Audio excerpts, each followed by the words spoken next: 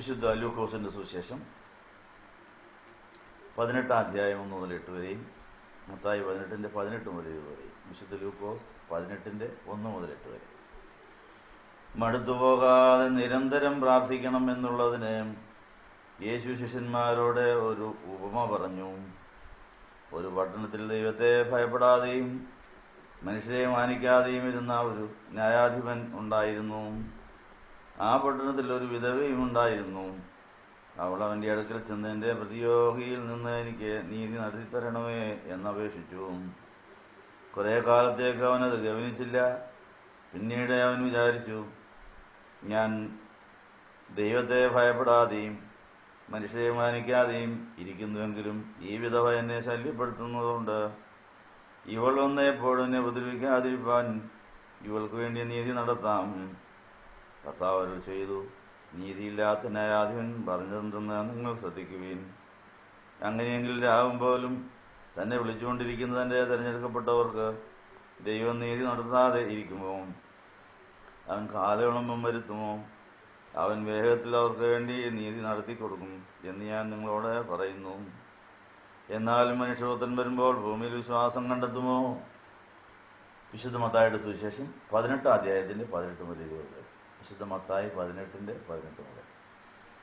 യേശു ശിഷ്യന്മാരോട് അരുളി ചെയ്തു, സത്യമായി ഞാൻ നിങ്ങളോട് പറയുന്നു, നിങ്ങൾ ഭൂമിയിൽ കെട്ടുന്നതെല്ലാം സ്വർഗത്തിലും കെട്ടപ്പെട്ടിരിക്കും, നിങ്ങൾ ഭൂമിയിൽ അഴിക്കുന്നതെല്ലാം സ്വർഗത്തിലും അഴിക്കപ്പെട്ടിരിക്കും. വീണ്ടും ഞാൻ നിങ്ങളോട് പറയുന്നു, നിങ്ങൾ രണ്ടുപേർ ഏതൊരു കാര്യത്തെക്കുറിച്ചും യാചിക്കുവാൻ ഭൂമിയിൽ ഏകമനസ്സുള്ളവരായാൽ സ്വർഗസ്ഥനായ എൻ്റെ പിതാവിൽ നിന്ന് അതവർക്ക് ലഭിക്കും. എന്തെന്നാൽ എൻ്റെ നാമത്തിൽ 2-3 പേർ എവിടെ കൂടിയാലും അവിടെ അവരുടെ ഇടയിൽ ഞാനുമുണ്ട്. ഇരിക്കാം. വലിയ നോമ്പിൻ്റെ 2-ാം വ്യാഴാഴ്ച പ്രഭാതത്തിൽ വായിക്കേണ്ട വേദഭാഗങ്ങൾ നമ്മൾ വായിച്ചിരിക്കുന്നു. ഈ ദിവസം നമ്മൾ വായിക്കേണ്ട പഴയ നിയമത്തിലെയും പുതിയ നിയമത്തിലെയും പല വേദഭാഗങ്ങൾ നമ്മൾ വായിച്ചു കഴിഞ്ഞു. ഈ തിരുവചനങ്ങളെല്ലാം തന്നെ ഇണവാക്യങ്ങളാണ്. ഇവയ്ക്കെല്ലാം പരസ്പര പൂരകമായ ബന്ധങ്ങളുണ്ട്. ആ വചനങ്ങളുടെ ബന്ധങ്ങൾ തിരിച്ചു മനസ്സിലാക്കി അത് ഇണവാക്യങ്ങളായ നമ്മുടെ ഹൃദയത്തിൽ ഇണചേരുമ്പോൾ നമ്മുടെ ഹൃദയം വികസിച്ച് അത് സമുദ്രം പോലെയായ നദി പോലെ സമാധാനം ലഭിക്കും എന്നുള്ള തിരുവചനം ഇപ്പോൾ അന്വർത്ഥമാകുകയാണ്. നമ്മുടെ പിതാക്കന്മാർ ഈ വേദവായനക്കുറിപ്പിലെ തിരുവചനങ്ങൾ ഇങ്ങനെ വായിച്ചപ്പോൾ അവർക്ക് കിട്ടിയതായ ചില അനുഗ്രഹങ്ങളുണ്ട്. അവർക്ക് കിട്ടിയതായ ചില ആത്മീയ വർധനകളുണ്ട്. വിശ്വാസവും പ്രത്യാശയും ദൈവസ്നേഹവും വർദ്ധിച്ച് അത് സ്വർഗത്തിലെ നിക്ഷേപമായി മാറുക എന്നുള്ളതാണ് ആത്മീയ വർധനവ് എന്നുദ്ദേശിക്കുന്നത്. സ്വർഗത്തിൽ നിക്ഷേപം സ്വരൂപിക്കുവാൻ വിശ്വാസവും പ്രത്യാശയും ദൈവസ്നേഹവും ഉള്ള പ്രവൃത്തികൾ, ഉള്ള വാക്ക്, പ്രവൃത്തി, ചിന്താവുക നമ്മുടെ തൂക്കം വർദ്ധിപ്പിക്കും. യേശുവിൻ്റെ അതേ തൂക്കം നമുക്ക് വേണം. എങ്കിലേ കല്യാണത്തിൽ സന്തോഷിക്കാനൊക്കെ ഉള്ളൂ. മണവാളനും മണവാട്ടിക്കും ഒരുപോലെ ആരോഗ്യമുണ്ടെങ്കിലേ സന്തോഷിക്കാനൊക്കെ ഉള്ളൂ. മണവാളിന് നല്ല ആരോഗ്യം, മണവാട്ടിക്ക് ഒരു ആരോഗ്യം ഇല്ലെങ്കിൽ എങ്ങനെ ഇരിക്കും? സന്തോഷിക്കാനൊക്കെ ഇല്ല. എന്താ നമുക്ക് കർത്താവ് കല്യാണത്തിന് വരാത്തതിൻ്റെ കാര്യം തന്നെ കർത്താവിൻ്റെ അത്രത്തോളം ആരോഗ്യം മണവാട്ടിക്കും വേണം. എങ്കിൽ രണ്ടുപേർക്ക് സന്തോഷിക്കാൻ എല്ലാം കൊടുക്കാനും വാങ്ങിക്കാനൊക്കെ സാധിക്കും. കർത്താവ് റെഡിയാണെന്നേ, പക്ഷെ നമ്മൾ റെഡിയല്ല. അപ്പോൾ അതുകൊണ്ട് നമുക്ക് ഈ ദിവസം കൂടെ കർത്താവിൻ്റെ കല്യാണം മാറ്റി വെച്ചിരിക്കുന്ന നമ്മൾ കർത്താവിനെ പോലെയായി വെയിറ്റൊക്കെ നോർമലാക്കി കർത്താവിൻ്റെ അതേ മനോഭാവത്തിൽ ആത്മീയ വർധന വരുത്തി സ്വർഗത്തിൽ നിക്ഷേപവും കൂടെ വേണം. കാരണം സ്വർഗത്തിലെ നിക്ഷേപം നോക്കിയിട്ട് മാത്രം നമുക്ക് ദൈവം തരാൻ വെച്ചിരിക്കുന്ന ലോണുകളൊക്കെ ഉണ്ട്. എന്ന് പറഞ്ഞാൽ കല്യാണം കഴിഞ്ഞും കല്യാണത്തിന് മുമ്പ് ഒത്തിരി യുദ്ധങ്ങൾ നടത്താനുണ്ട്.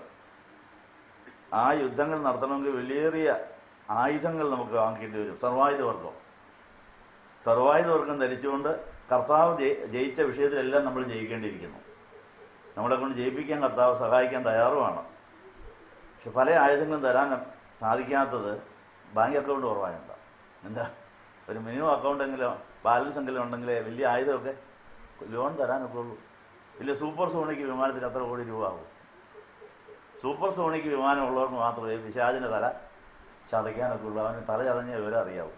ചെല്ലുന്നതിന് വിവരം അറിഞ്ഞാൽ അവൻ്റെ കയ്യിൽ മിസൈലൊക്കെ ഉണ്ട്, തിരിച്ചടിക്കും. അതുകൊണ്ട് ശബ്ദത്തെ വെല്ലുന്ന വേഗത്തിൽ സൂപ്പർ സോണിക്ക് വിമാനത്തിൽ പോയി പിശാചിൻ്റെ പാളയങ്ങൾ തകർത്താൽ മാത്രമേ കല്യാണം നടക്കുകയുള്ളൂ. അതിനുള്ള ട്രെയിനിങ്ങും അതിനുള്ള വിലയേറിയ ആയുധങ്ങൾ കൈകാര്യം ചെയ്യാനുള്ള പരിശീലനവും പ്രാപിച്ചാലേ കല്യാണം നടക്കുകയുള്ളൂ. അതൊക്കെ പഠിപ്പിക്കാനാണ് കർത്താവ് ഇങ്ങനെ കാത്തിരിക്കുന്നതെന്നുള്ള കാര്യം ഓർമ്മിക്കുന്നു. ആത്മീയ വർധനവ് ആയിരിക്കട്ടെ നമ്മുടെ ജീവിതത്തിന് ലാക്ക്. പണവർദ്ധനവല്ല, സുഖവർദ്ധനവല്ല, ആത്മീയ വർധനവ്.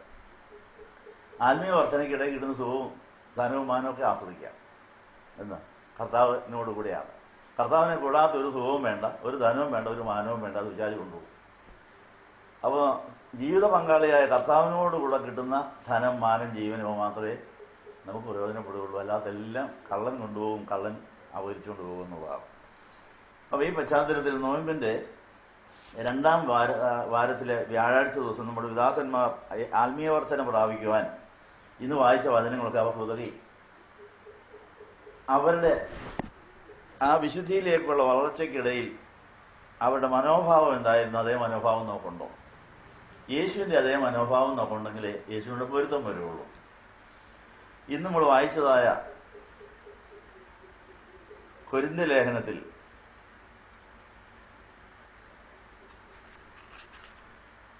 1 കൊരിന്ത്യർ 9 അധ്യായത്തിൻ്റെ 1 മുതൽ 12 വരെ നമ്മൾ വായിച്ചു. അപ്പോസ്തലനായ പൗലോസിന് യൂറോപ്പിനെ മുഴുവൻ സുവിശേഷീകരിച്ച് അനേക പള്ളികൾ സ്ഥാപിക്കുവാൻ, അനേക സഭകൾ സ്ഥാപിക്കുവാൻ, അനേക ലക്ഷം പേരെ നേടി അവരെ യേശുവിൻ്റെ സഭയോട് ചേർത്ത് കർത്താവിൽ സന്തോഷമായി വേല തികച്ച് നിവൃത്തിയായി എന്ന് പറഞ്ഞു പോകാൻ സാധിച്ചതിൻ്റെ രഹസ്യം പൗലോസിയായിക്ക് ആത്മാവിൽ നിന്ന് പറഞ്ഞപ്പോൾ കിട്ടിയൊരു മനോഭാവമുണ്ട്. ക്രിസ്തുവിൻ്റെ അതേ മനോഭാവം ക്രിസ്തുവിന് ജീവിക്കാൻ ജീവിതം വിട്ടുകൊടുത്ത് പൗലോസിനും കിട്ടി. നോയമ്പിൻ്റെ രണ്ടാം വാരത്തിൽ പിതാക്കന്മാർക്ക് അത് കിട്ടി. നമുക്ക് കിട്ടിയോ? നമ്മൾ പരിശോധിക്കാൻ പോവാം. 1 കൊരിന്ത്യർ 1:12 അപ്പോസ്തലനായ പൗലോസിന് ഒരു സാക്ഷ്യം പറയാനുണ്ടായിരുന്നു. അവിടെ നമുക്കങ്ങനെ ഒരു സാക്ഷ്യം പറയാൻ സാധിക്കും. എന്താണത്? 1 കൊരിന്ത്യർ 9:12 പറഞ്ഞിരിക്കുന്നത് എന്താണ്? മറ്റുള്ളവർക്ക് നിങ്ങളുടെ മേൽ ഈ അധികാരമുണ്ടെങ്കിൽ ഞങ്ങൾക്ക് എത്രയധികം എന്ന് പറയുന്നത് ഒരു സുവിശേഷകൻ എന്ന നിലയിൽ തനിക്ക് ചില അധികാരങ്ങളും അവകാശങ്ങളും ആനുകൂല്യങ്ങളൊക്കെ ഉണ്ടായിരുന്നു. പക്ഷേ മറ്റുള്ളവർക്ക് ഇടർച്ച വരാതിരിക്കാൻ ആ ആനുകൂല്യങ്ങളെല്ലാം പ്രയോജനപ്പെടുത്തിയില്ല. താൻ കഷ്ടപ്പെട്ടു എന്നാണ് പറയുന്നത്. താൻ പകലും രാത്രിയും കഷ്ടപ്പെട്ട് കൂടാരപ്പണി ചെയ്ത് അധ്വാനിച്ച് ആർക്കും ഒരു ബുദ്ധിമുട്ട് വരാതെ അധ്വാനിച്ചാണ് താൻ ജീവിച്ചത്. താൻ ശമ്പളവും കൈമറ്റിയില്ല, ഒരു കൈമൊത്തും വാങ്ങിച്ചില്ല, ഒന്നും വാങ്ങിച്ചില്ല. എല്ലാം അങ്ങോട്ട് കൊടുക്കുകയായിരുന്നു എന്നാണ് പറയുന്നത്. അത് ആരും പരിഭവം വരാതിരിക്കാനാണ്. പൗലോസിന് പല അവകാശങ്ങളുണ്ടായിരുന്നു, പലതും താൻ ഉപയോഗിച്ചില്ല. തനിക്ക് കല്യാണം കഴിച്ച ഒരു ഭാര്യയുടെ കൂടെ നടക്കാനുള്ള പത്രോസ് അങ്ങനെ നടന്നത്. പത്രോസിൻ്റെ ഭാര്യകളൊന്നും സുവിശേഷകർക്ക് പോയിക്കൊണ്ടിരുന്നു. അതെല്ലാവർക്കും അറിയാമായിരുന്നു. പക്ഷേ പൗലോസ് കല്യാണം കഴിച്ചില്ല. എന്താ കാര്യം? അത് സുവിശേഷത്തിന് കുറെ കൂടെ സമയം കിട്ടാനാണ്. കല്യാണം കഴിച്ച് അവിടെ കാര്യമാണ് നോക്കേണ്ടത്. അപ്പോൾ അതുകൊണ്ട് കുറെ കൂടെ സമയം കിട്ടാൻ, കുറെ കൂടെ ഫ്രീ ആകാൻ വേണ്ടി കർത്താവിന് വേണ്ടി ഷണ്ണനായി, വിവാഹം വേണ്ടാന്ന് വെച്ച് ദൈവരാജ്യത്തിന് വേണ്ടി ഷണ്ണനായി ജീവിക്കാൻ തീരുമാനിച്ചു. ഇങ്ങനെ ഒത്തിരി ത്യാഗങ്ങൾ സഹിച്ചിട്ടാണ് പൗലോസ്ലിയാക്കി തന്നെ വേല തികച്ച് നിവൃത്തിയായെന്ന് പറഞ്ഞാൽ പോകാൻ എന്നാണ് പറയുന്നത്. നമ്മൾ യേശുവിന് വേണ്ടിയല്ലോ ത്യാഗം സഹിപ്പാൻ നാം തയ്യാറാണോ? ഇന്നലെ നോയമ്പിനെ കുറിച്ച് നല്ലൊരു ക്ലാസ് നമുക്ക് കിട്ടി. നോയമ്പെന്ന് പറഞ്ഞാൽ എന്താ, ഉപവാസം എന്താണ്, പ്രാർത്ഥന എന്താണ്, ഇതൊക്കെ നമുക്ക് ഇന്നലെ അനുഭവ വെളിച്ചത്തിലൊരു അച്ഛൻ നമ്മളെ പഠിപ്പിച്ചു. നോയമ്പെന്ന് പറഞ്ഞാൽ അൻപോടുകൂടെ നോവുകളെ പ്രയോജനപ്പെടുത്തി ഉയർപ്പിൻ്റെ അനുഭവമാക്കുന്നതാണ്. അൻപോടുകൂടി, ദൈവസ്നേഹത്തോടുകൂടി നോവുകൾ, ആത്മീയവും മാനസിക ശാരീരികവും പല നോവുകളുണ്ട്. പ്രസവ നോവുണ്ട്. നോവ് കിട്ടിയാലേ പ്രസവിക്കാൻ നിൽക്കുള്ളൂ.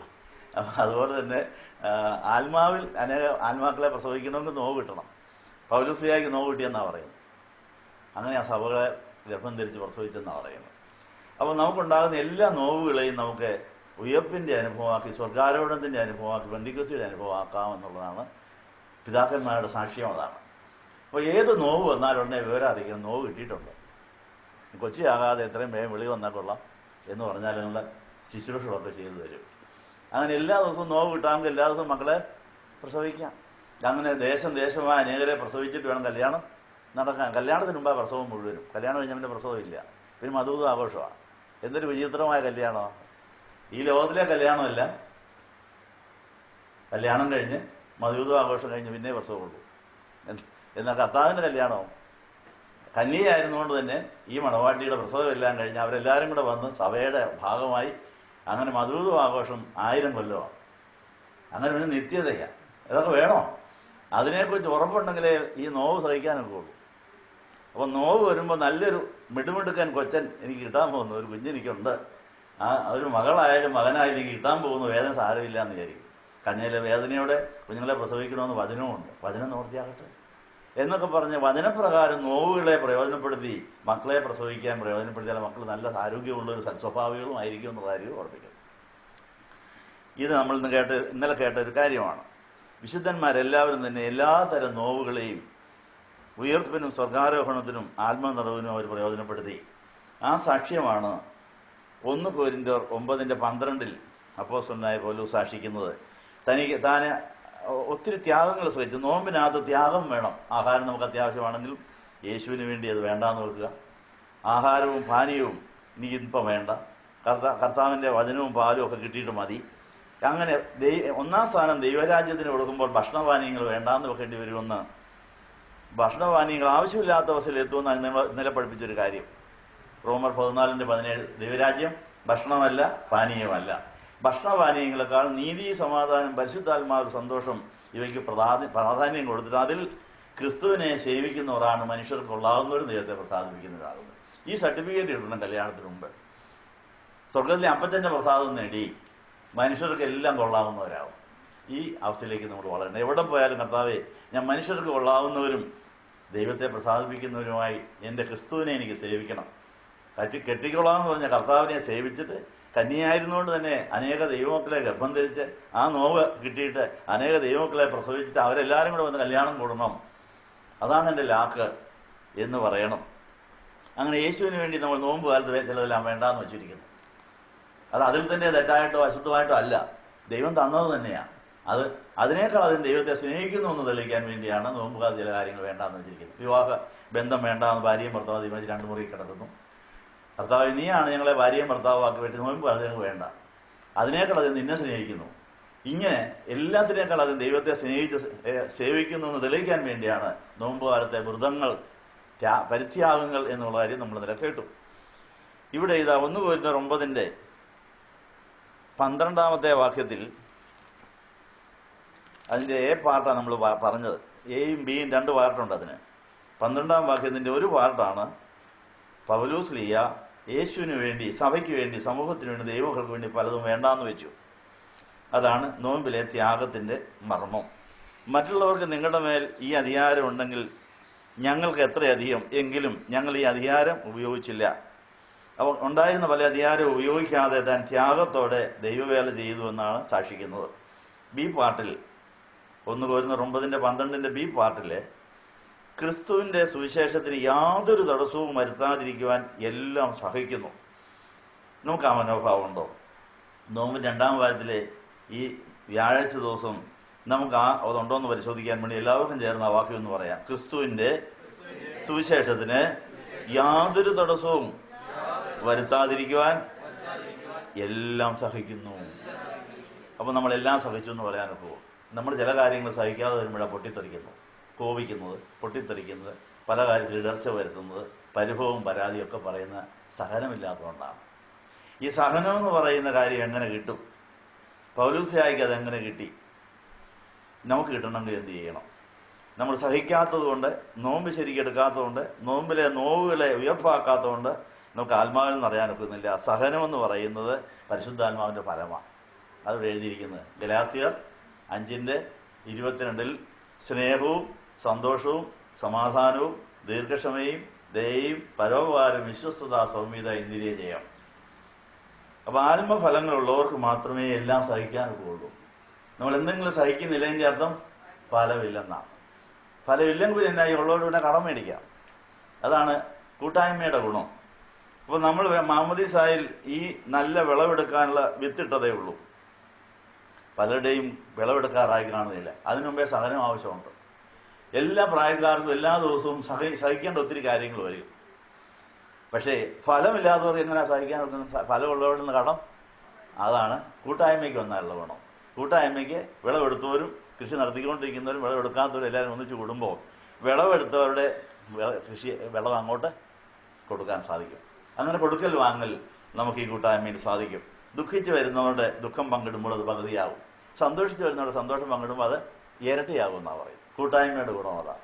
അപ്പോൾ സന്തോഷം പങ്കിട്ട് ഇരട്ടിയാക്കുക, ഭാരങ്ങൾ പങ്കിട്ട് സുഖങ്ങൾ പങ്കിട്ട് പകുതിയാക്കുക. അതുകൊണ്ട് ഒരിക്കലും കൂട്ടായ്മ ആരാധിക്കാനും മറക്കരുത് എന്ന ഒരു വചനമുണ്ട്. അതെവിടെയാണെന്നറിയാവോ? നന്മ ചെയ്യുവാനും കൂട്ടായ്മ കാണിപ്പാനും മറക്കരുത്. മറക്കാൻ സാധ്യതയുള്ള ഒരു കാര്യമാണ്. മറന്നാലുള്ള കുഴപ്പം എന്നാ?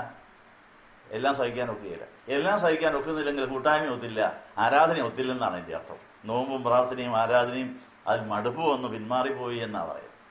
അതുകൊണ്ടാണ് ഇന്നത്തെ വേദഭാഗത്തിൽ മടുക്കാതെ പ്രാർത്ഥിക്കണം.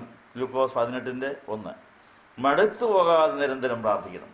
നമ്മളെ മടുപ്പിക്കുന്നത് പിശാചാണ്. പ്രാർത്ഥനയിൽ മടുപ്പ് വരുത്തി കഴിഞ്ഞാൽ പിശാചിനറിയാതെ നമ്മളെ തോൽപ്പിക്കാൻ സാധിക്കും. അപ്പോൾ പ്രാർത്ഥനയിൽ മടുക്കാതെ പോരാടിയാലേ ഓരോ സംഭവത്തിൻ്റെ അർത്ഥം മനസ്സിലായി ദൈവത്തോട് സഹകരിച്ച് അതിന് നന്മയ്ക്കും സുവിശേഷത്തിനും ആക്കാൻ സാധിക്കുകയുള്ളൂ.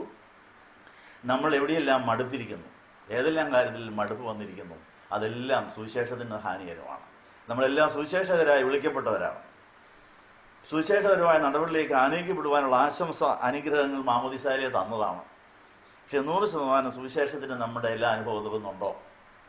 അപ്പോസ്തലനായ പൗലോസിന് യൂറോപ്പിനെ സുവിശേഷീകരിച്ച് വേല തികച്ച് നിവൃത്തിയായി എന്ന് പറഞ്ഞ് ഓട്ടം ഓടി നിവൃത്തിയായി നീതിയുടെ കീഴിൽ എനിക്ക് ലഭിക്കുമെന്ന് പറഞ്ഞ് പോകാൻ സാധിച്ചത് എന്തുകൊണ്ടാണ്? ക്രിസ്തുവിൻ്റെ സുവിശേഷത്തിന് യാതൊരു തടസ്സവും വരുത്താതിരിക്കാൻ എല്ലാം സഹിച്ചു. നമുക്കെല്ലാം സഹിക്കാൻ സാധിക്കാത്തത് എന്തുകൊണ്ടാണ്? നമ്മുടെ ആത്മഫലം ഇതുവരെയും കൊയ്ത്തുവാളും പാകമായിട്ടില്ല. വചനമാകുന്ന വിത്ത് നമ്മളിൽ കിടക്കുന്നേ ഉള്ളൂ. അത് പലതും വേറിറക്കിയിട്ടില്ല, അത് പലതിൻ്റെയും കള മാറ്റിയിട്ടില്ല. കളയുടെ കൂടെയുള്ള നമ്മുടെ വിളകൾ, ഇങ്ങനെയുള്ള ഒത്തിരി പ്രശ്നങ്ങൾ നമുക്കുള്ളതുകൊണ്ട് അത് പരിഹരിക്കാനാണ് നോമ്പുകാലവും കൂട്ടായ്മയും കൂട്ടും ആരാധനയെല്ലാം നമുക്ക് നൽകിയിരിക്കുന്നത്. നമുക്കെല്ലാം സഹിക്കാൻ സാധിക്കണമെങ്കിൽ സഹിച്ചവൻ്റെ കൂട്ടായ്മ ആവശ്യമാണ്. സഹിച്ചവൻ്റെ കൂടെ, ജയിച്ചവൻ്റെ കൂടെ ഇതൊക്കെ പങ്കിടുകയാണെങ്കിൽ നല്ല സന്തോഷമാണ്. അപ്പോൾ അപ്പോസ്തലന്മാരും സഹദന്മാരും സ്വർഗം പ്രാപിച്ചിരിക്കുന്ന എല്ലാ യോദ്ധാക്കളും ഞാൻ ഒറ്റയ്ക്കല്ല, എൻ്റെ പ്രിയനായ കർത്താവിൻ്റെ കൂടെയാണ് ഞാനിത്. ഇമ്മാനുവേലിൻ്റെ സഹിത്വം, ഇമ്മാനുവേലിൻ്റെ കൂടെ എല്ലാം മുഖം വെച്ച് മൃദുവായ മുഖവും ലഘുവായ ചുവടും ഏറ്റുവാങ്ങിക്കൊണ്ട് എല്ലാ കാര്യവും യേശുവിനോട് ഒത്തു ചെയ്യുകയാണെങ്കിൽ സഹിക്കാനൊക്കും. അപ്പോൾ എല്ലാം കർത്താവിനോട് പങ്കിട്ട് മൃദുവായ മുഖവും ലഘുവായ ചുവടും ആസ്വദിച്ചുകൊണ്ട് ഓരോ ദിവസത്തെയും ജീവിതം ക്രൈസ്റ്റ് യൂണിവേഴ്സിറ്റിയിൽ ഒരു കോളേജിൽ പഠിക്കുന്ന പോലെ നമ്മൾക്ക് ബുദ്ധിയും ഭക്തിയും വർദ്ധിപ്പിക്കുന്നതായിരിക്കും. എന്നോട് കേട്ട എൻ്റെ നുഖപേറ്റിനോട് പഠിപ്പീനെന്നാണ് മത്തായി 11:28 പറയുന്നത്. അധ്വാനിക്കുന്നവരും ഭാരം ചുമക്കുന്നവരും എൻ്റെ അടുക്കൽ വരും, ഞാൻ നിങ്ങളെ എൻ്റെ നുഖമേറ്റെന്നോട് പഠിപ്പീൻ, എൻ്റെ നുഖം മൃദുവും എൻ്റെ ചുവട് ലഘുവാണ്. അപ്പോൾ ഏതെങ്കിലും ചുമതലകൾ ആർക്കെങ്കിലും കഠിനമായി തോന്നുന്നെങ്കിൽ അതിൻ്റെ അർത്ഥം എന്നാ? കർത്താവുമായിട്ട് നുഖം പങ്കിട്ടില്ലെന്നാണ്. ഭാര്യ പണി ചെയ്താരെങ്കിലും മടുത്തോ, ഭർത്താവ് പണി ചെയ്താരെങ്കിലും മടുത്തോ, അപ്പൻ പണി ചെയ്താരെങ്കിലും മടുത്തോ, അമ്മ പണി ചെയ്താരെങ്കിലും മടുത്തോ, സഭയുടെ അംഗം എന്ന നിലയിൽ സാമൂഹിക രീതിയിൽ എവിടെയെങ്കിലും നമുക്ക് അമിതമായ ഭാരം വരുന്നുണ്ടതിൻ്റെ അർത്ഥം നമ്മൾ പങ്കിട്ടില്ലെന്നാണ്. പല തലകളുമായിട്ട് പങ്കിടാനുണ്ട്. ആരാധനയിൽ കൂടിയാണ് നടക്കുന്നത്.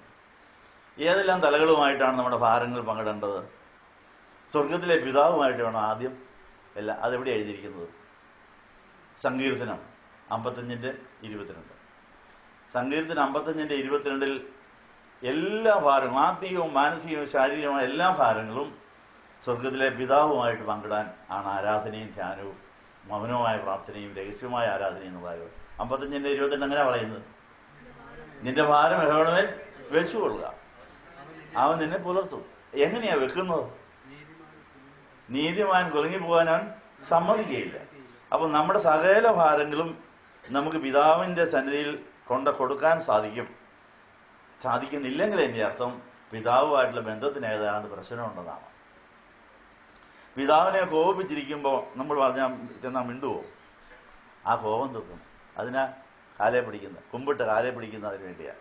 പിതാവെ ക്ഷമിക്കണം, പിതാവ് പറഞ്ഞതെല്ലാം ഞാൻ ചെയ്തിട്ടില്ല, എനിക്ക് പലതും അനുസരിക്കാനോ വിശ്വസിക്കാനോ ഒന്നും പറ്റിയിട്ടില്ല, നിന്റെ കോപം കൊണ്ട് നീ മുഖം മറച്ചു വെച്ചിരിക്കുകയാണ്, ക്ഷമിക്കണേ, ഞാൻ നിന്റെ കാലേ പിടിക്കുന്നു, എന്നോട് കണ്ണയുണ്ടാകണം, എന്നെ കൈവിടല്ലേ എന്ന് പറഞ്ഞ് കർത്താവിനെ പ്രസാദിപ്പിച്ചു കഴിഞ്ഞാൽ ഭാരം കൊടുത്താൽ കർത്താവ് അത് മുഴുവൻ വാങ്ങിക്കോളും. അപ്പോൾ ആർക്കെങ്കിലും ആശ്വാസം കിട്ടുന്നില്ല എൻ്റെ അർത്ഥം പിതാവിൻ്റെ കോപം തീർന്നില്ലെന്നാണ്.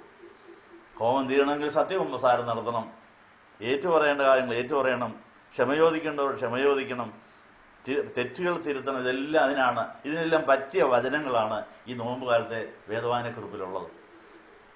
അനേകർ പരാജയപ്പെട്ടതെങ്ങനെ, അനേകർ വിജയിച്ചതെങ്ങനെ. ഇതൊരു യുദ്ധമാണ്. യുദ്ധത്തിൽ നമ്മൾ ജയിക്കണമെങ്കിൽ പരാജയങ്ങളെ വിജയത്തിന് ചവിട്ടുപിടിയാക്കി എങ്ങനെ എല്ലാം സഹിച്ച്, എല്ലാം വഹിച്ച്, എല്ലാവരെയും വഹിച്ച്, എല്ലാത്തിൽ നിന്നും നല്ല പാഠങ്ങൾ കണ്ട് അങ്ങനെ അവസാനത്തോളം സഹിച്ചു നിന്ന് രക്ഷപ്പെടുന്നവർ, ജയിക്കുന്നവർക്ക് മാത്രമേ സുഖാസനത്തിലിരിക്കാൻ സാധിക്കുകയുള്ളൂ എന്ന് പറയുന്നു. കല്യാണം കഴിഞ്ഞാൽ ഭരണം മണവാട്ടിയെ കൊണ്ട് തന്നെ ഭരിപ്പിക്കാനാണ് സാധ്യത. നീ അങ്ങ് ഭരിച്ചോ, ഞാനൊന്ന് കാണട്ടെന്ന് പറയും. അങ്ങനെ നമ്മൾ രാജ്ഞിയായി ഭരിക്കേണ്ടി വരും കർത്താവിൻ്റെ കൂടെ. അപ്പോൾ കർത്താവിൻ്റെ എല്ലാ ചുമതലയും ചെയ്യാവുന്നൊക്കെ കാര്യപ്രാപ്തി നമ്മൾ പ്രാപിക്കണം. കൂടെ വാഴുന്നത് ജയിച്ചവരാണെന്ന് എവിടെ എഴുതിയിരിക്കുന്നത്? തീമോത്തിയോസ്. എത്രാമത്തെയാ? ജയിക്കുന്നവൻ കൂടെ വാഴും. എത്രയാന്ന് നോക്കി.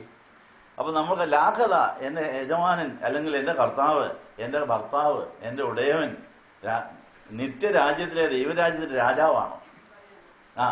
എത്രാം അധ്യായമാണ്? അപ്പം 2 തീമോത്തി 2:11 എന്നാ പറയുന്നത്? 2 തീമോത്തി 2:11 നാം അവനോടുകൂടെ മരിച്ചുവെങ്കിൽ കൂടെ ജീവിക്കും, സഹിക്കുന്നുവെങ്കിൽ കൂടെ വാഴും. അപ്പം എല്ലാ ദിവസവും യേശുവിൻ്റെ കൂടെ മരണം പങ്കിടണം. നമ്മൾ യേശുവിന് വേണ്ടി മരിച്ചുകൊണ്ടിരിക്കണം. എല്ലാ ദിവസവും നമ്മുടെ ജീവിതം യേശുവിനുള്ളതാണ്. അവന് വേണ്ടി ജീവൻ കളഞ്ഞുകൊണ്ടിരിക്കണം. അപ്പോൾ നമുക്കുണ്ടാകുന്ന കഷ്ടനഷ്ടങ്ങൾ യേശുവിന് വേണ്ടി ജീവൻ കളയാനുള്ള ഭാഗ്യമാണ്. അപ്പോൾ അന്ന് നേരിട്ട് ഈ പ്രാണൻ യേശുവിൻ്റെ ഉള്ളിലോട്ട് കയറും. രക്തസാക്ഷിയാകുന്നവർ നേരിട്ട് സ്വർഗത്തിലേക്ക് പോകാമെന്ന് ഫ്രാൻസിസ് ബ്രദർ പറഞ്ഞ് ഓർക്കുന്നുണ്ടോ?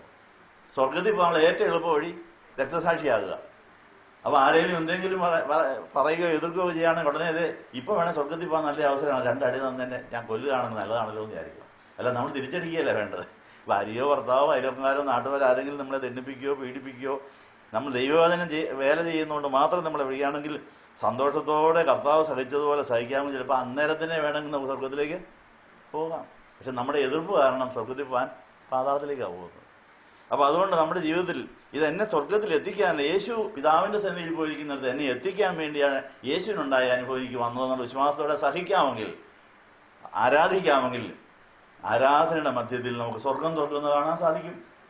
സ്തെഫാനോ സഹോദര കല്ലേറിൻ്റെ ഇടയിൽ കല്ലിനെയോ കല്ലെറിഞ്ഞവരെ നോക്കിയില്ല, ആരാധിച്ചു, അത് സഹിച്ചു, വഹിച്ചു, കല്ലെറിയുന്നവർക്ക് വേണ്ടി പ്രാർത്ഥിച്ചു, സ്വർഗം തുറക്കുന്നത് കണ്ടു. അത് അന്നേരത്തെ പ്രതികരണം കണ്ടപ്പോൾ സ്തെഫാനോസിന് ഡയറക്റ്റായിട്ട് സ്വർഗത്തിലോട്ട് പോകാനൊത്തു. തന്നെയല്ല, കല്ലെറിയിപ്പിച്ച് ശൗലിനെ മാനസാന്തരം ഉണ്ടായി. ശൗലിനും ഒരു വലിയ സുവിശേഷകനായി മാറാൻ സാധിച്ച സഹനം കൊണ്ടാണ്. നമ്മുടെ അസഹിഷ്ണുത അല്ലെങ്കിൽ നമ്മുടെ അക്ഷമ കൊണ്ട് എത്രയോ പേര് നഷ്ടപ്പെട്ടിരിക്കുന്നു. എത്രയോ പേർക്ക് ദൈവരാജ്യം കാണാനൊക്കാതെ പോയി. അതിൻ്റെ ക്ഷമ ചോദിക്കണ്ടേ? അതിനാണ് ഉച്ചയ്ക്ക് 40 മുമ്പിട്ട് കാലെ പിടിക്കുക. അപ്പം ക്ഷമിക്കണം.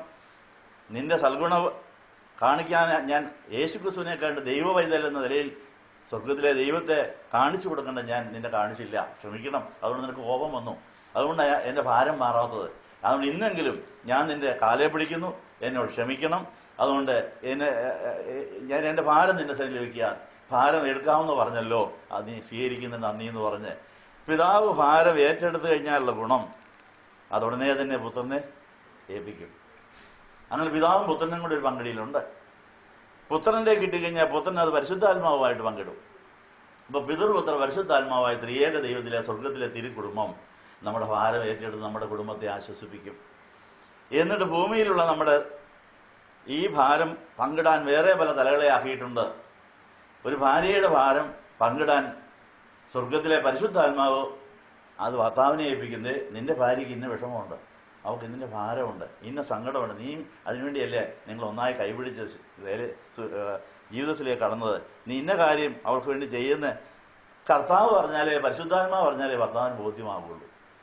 അങ്ങനെ ഭാര്യയുടെ ഭാരങ്ങൾ ഭർത്താവിനോട് പങ്കിടാനും മറ്റു പല മേലധികാരികളുമായി പങ്കിടാൻ മറ്റു പലരുമായി പങ്കിടുവാൻ പരിശുദ്ധാത്മാവ് നിയോഗം തരും.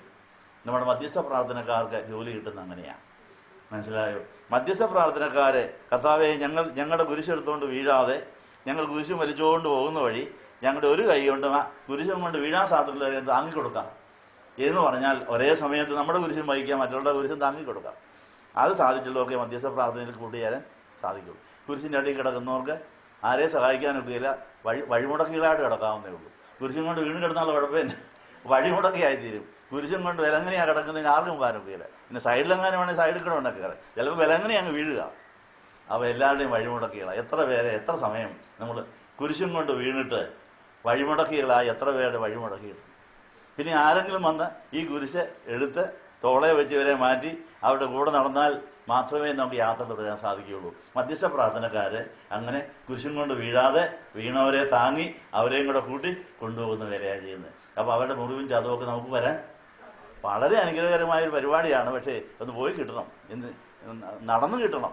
കുറേനക്കാര ശീമോൻ ഈ കർത്താവിൻ്റെ കുരിശും വലിച്ചുകൊണ്ട് എന്തുമാത്രം വിഷമിച്ചു കാണും. ഞാനൊരു പടം കണ്ടു, ഒരാൾ കിട്ടിയ ദർശനമാണ്. ഈ കുറേനക്കാര ശീമോൻ ഈ കുരിശ് എടുത്ത് തോളെ വെച്ച് കഴിഞ്ഞപ്പോൾ അതിൻ്റെ തൊട്ട് താഴെ കർത്താവ് കിടപ്പുണ്ട്.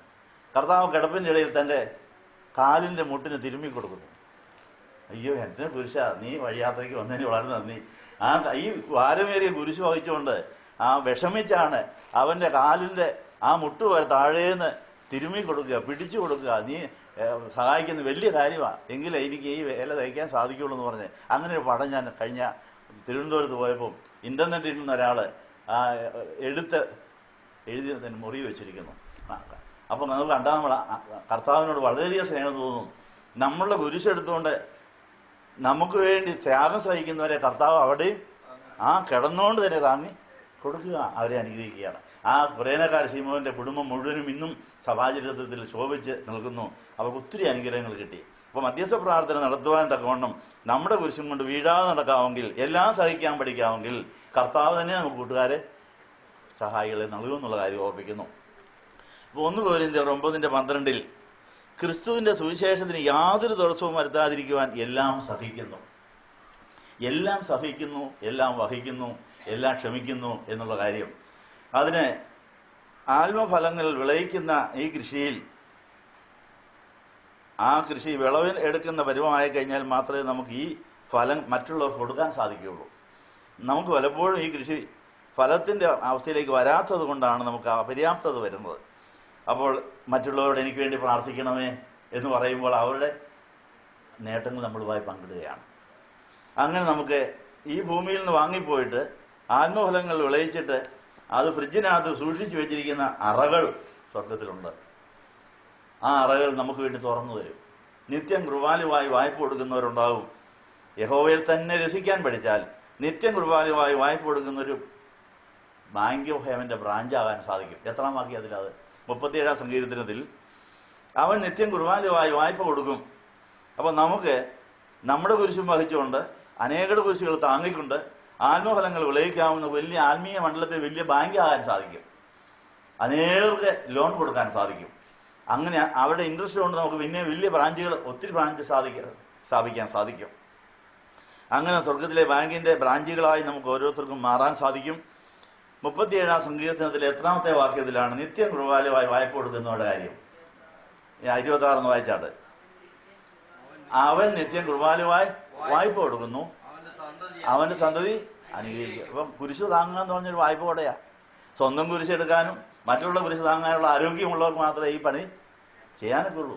സ്വന്തം കാര്യങ്ങളെല്ലാം കഴിഞ്ഞ് മിച്ചമുള്ളവർക്ക് മാത്രമേ കടം കൊടുക്കാനൊക്കെ ഉള്ളൂ.